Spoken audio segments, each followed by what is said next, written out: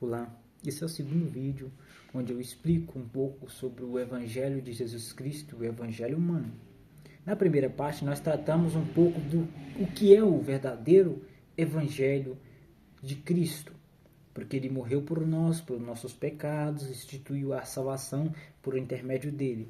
Agora, as pessoas ultimamente têm desenvolvido também um Evangelho segundo o conceito humano, segundo o que você faz. Eu queria deixar um texto básico para nós podermos entrar nesse assunto, tá bom? Como o primeiro era Colossenses capítulo 2, do 13 ao 19, se você tiver uma Bíblia você pode acompanhar. Nesse segundo vídeo eu quero tratar de Colossenses 2, do 20 ao 23, dizendo assim: considerando que morreis com Cristo para as tradições humanas e falsas religiosidade deste mundo, porque vos sujeitai ainda a tais ordenanças como se pertencestes a esse sistema de valores. Não mais obedecestes a regra como estas. Não toqueis, não proves, não manuseis. Todas essas regras estão destinadas a desaparecer pelo uso, pois se baseiam em ordenanças e ensinamentos meramente humanos. Esses regulamentos têm de fato aparência de sabedoria, com a pretensão de religiosidade, falsa humildade e rígida disciplina para com o corpo, mas não tem valor algum para que refrear as paixões da carne. Bem, só de eu ler esse texto você já deu para entender o que é o evangelho do homem. Em comparação ao vídeo anterior de Cristo, a salvação dependia apenas de Cristo. Ele te salvou e está te purificando, santificando do pecado. Porque a Bíblia diz que aquele que não está em santificação não pode ver a Deus. Então, se você é salvo, Deus vai te limpando, tirando do pecado cada dia que se passa. Agora se tem, vamos falar aqui agora do Evangelho do Homem. Qual é o Evangelho do Homem? As pessoas acharam que eles vão para o céu porque eles têm uma doutrina.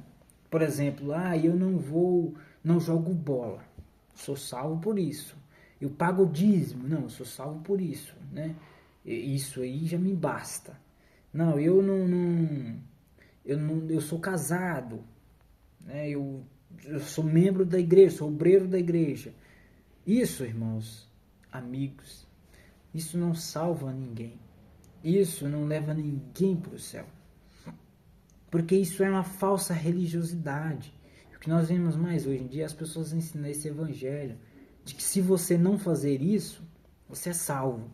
Não, essa é uma consequência. Primeiro você deve entender que a salvação depende de Cristo.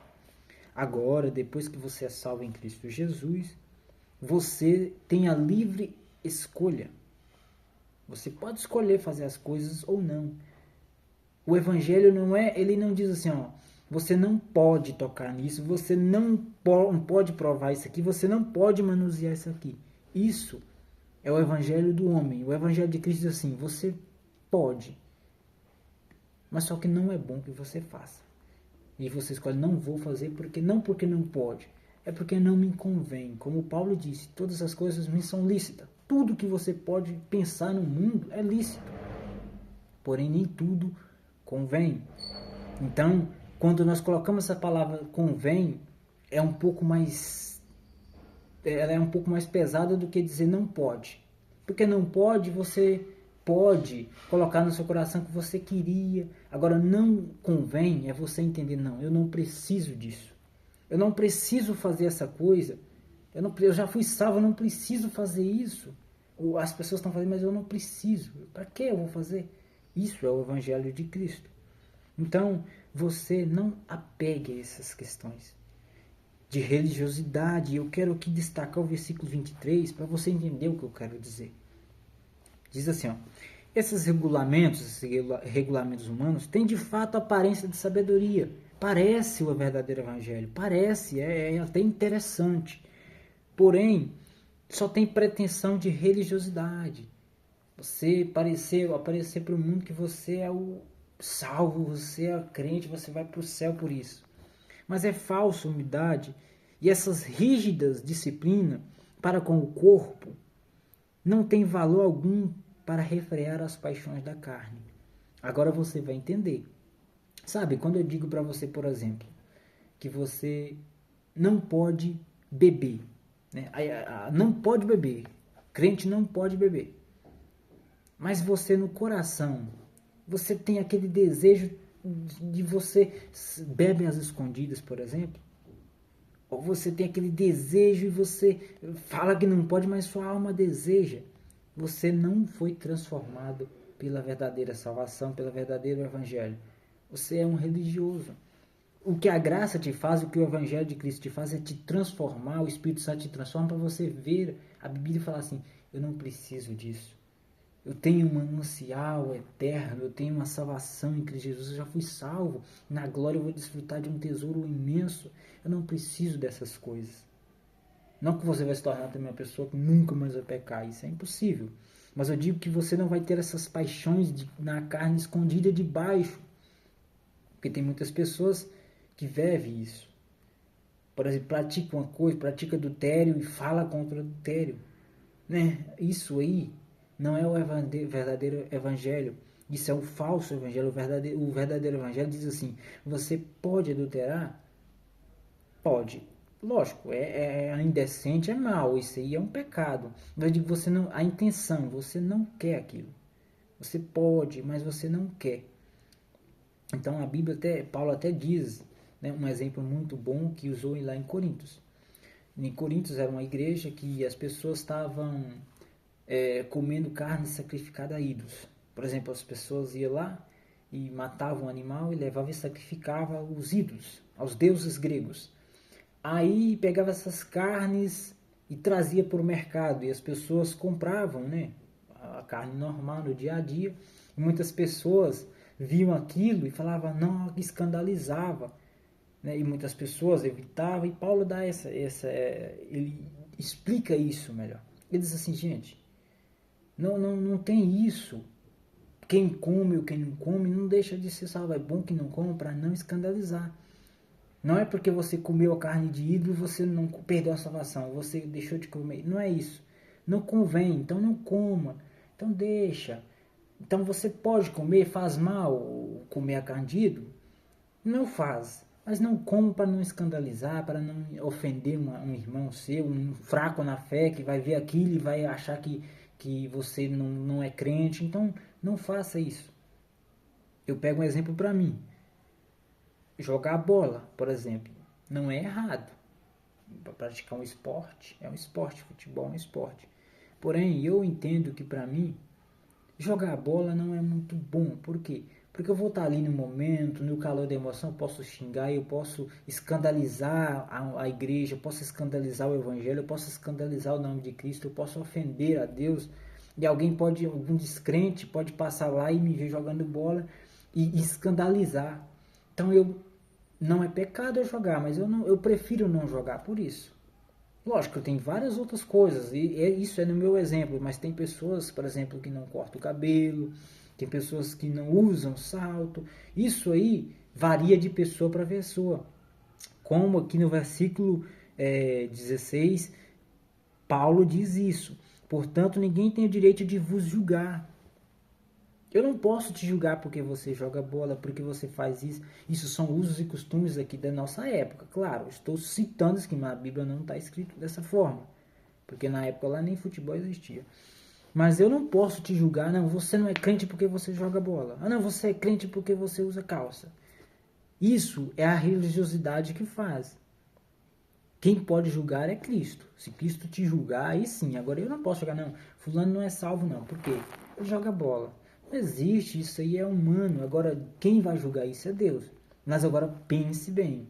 Tem algumas coisas que não convém, tem algumas coisas que você vai acabar escandalizando, tem coisas que você pode estar no lugar errado, na hora errada e acabar acontecendo algo que vai escandalizar o evangelho. Então você agora vai parar de pensar que do não fazer você já vai ser salvo, que isso é um engano, é o evangelho humano. Você é salvo em Cristo Jesus. Seu coração está limpo do pecado. Se você não está convicto disso, busque então em Cristo Jesus ter essa convicção da salvação, de que você é salvo em Cristo Jesus e que não é pelo que você faz, não é pelo que você faz, mas é pelo que Cristo fez.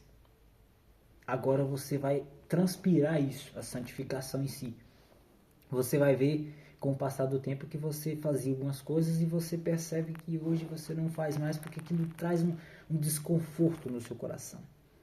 Digo isso de mim mesmo e acredito que muitas pessoas sentem isso.